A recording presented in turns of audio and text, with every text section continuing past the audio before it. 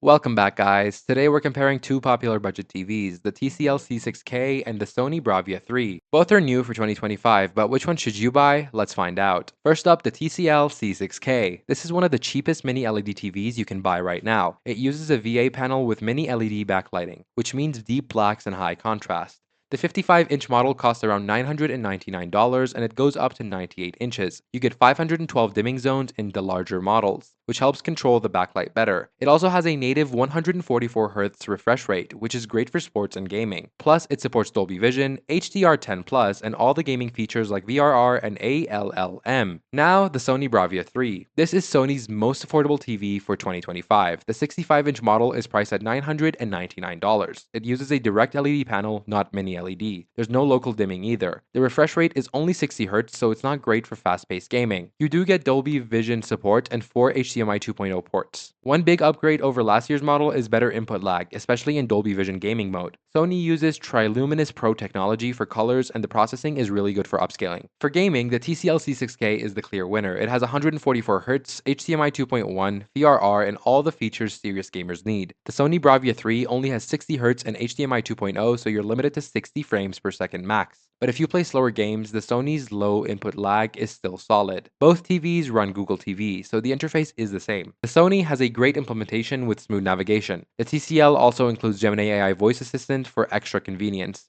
Both support all major streaming apps. So, which one wins? If you want the best picture quality for the money, especially for the movies and gaming, go with TCL C6K. You get mini LED, local dimming, and 144Hz for less money. But if you value Sony's brand, better upscaling, and more accurate colors, the Bravia 3 is still decent. Just know you're paying for more, but for less tech. That's it for today. Let me know which one you'd pick, and thanks for watching.